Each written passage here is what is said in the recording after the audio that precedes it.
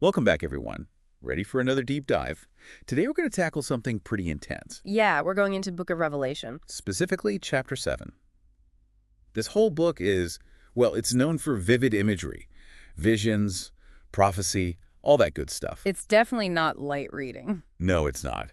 But within Chapter 7, there's this one scene, really striking. It's a massive multitude, huge crowd worshiping before God's throne. Right, and it raises so many questions like, who are these people? Where did they come from? Exactly. And what does this whole scene, all this imagery, what does it tell us about, like, hope, salvation, big themes? Huge themes. Well, to understand the scene, gotta Yeah. set the stage, right? Right. So the chapter opens, first few verses.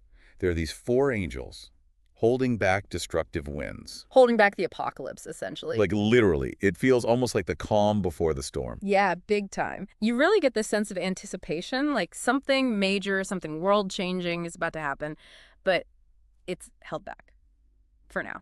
And then we get introduced to this group, the 144,000, 12,000 from each of the 12 tribes of Israel.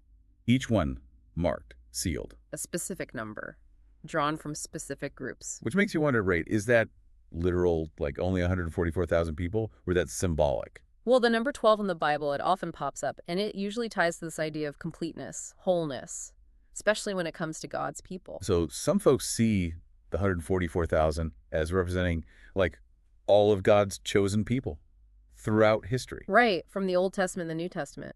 It emphasizes God sticking to his promises no matter the time, no matter the group. But couldn't you also say it is literal? Like, there really are 144,000 people chosen for some specific role. Absolutely, you could. Some folks interpret it that way. A special group, active during the end times. The thing is, the passage itself doesn't come right out and say which is right. Which I guess adds to the mystery. But okay, we have this group, the 144,000, set apart.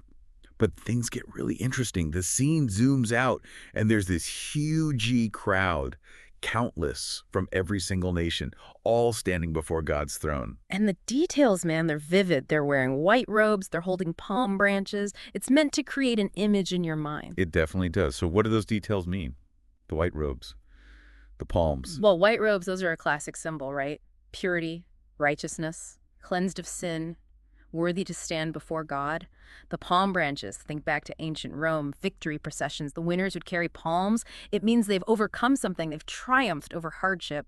And then an elder, he explains who they are. They've come through great tribulation, and they've washed their robes in the blood of the Lamb. Some pretty heavy language there. What's it all about? Yeah, great tribulation probably means a time of persecution, suffering for their faith. You know, early Christians, they faced this under the Roman Empire, a lot of parallels. Washing robes in the blood of the Lamb, that ties into the sacrifice of Jesus, sins being forgiven through his death. Okay, so it's less about one specific group being saved, more like anyone who believes, it doesn't matter where they come from, they're included. Exactly. No matter your nationality, your ethnicity, whatever you did in the past, if you accept Christ, that's what matters. Salvation is open. And this passage, it doesn't just stop at them being saved. It goes on to describe their reward, what awaits them. They're in God's presence. No more hunger, thirst, suffering, even God wiping away their tears. It's powerful, especially if you're going through a tough time in your life right now. It's a reminder that things can get better, way better. Yeah, it offers this glimpse of what heaven might be like.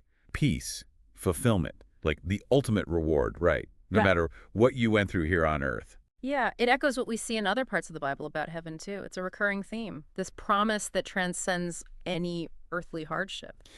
So we started with these angels, destruction held back, then the 144,000, and now this vast crowd, all redeemed, all worshiping together. Pretty powerful stuff. It really is. No matter what trials you face in this world, faith offers this path to redemption, to a reward that goes beyond anything earth can offer. A lot to think about. This vision, this diverse, redeemed multitude, what does it say to us about faith today? About how inclusive we are within our own communities, our own churches? What boundaries do we put up? Something to ponder. Definitely. And for those who are interested, I'd encourage you, go back and read Chapter 7 again. See what new insights you get. Until next time.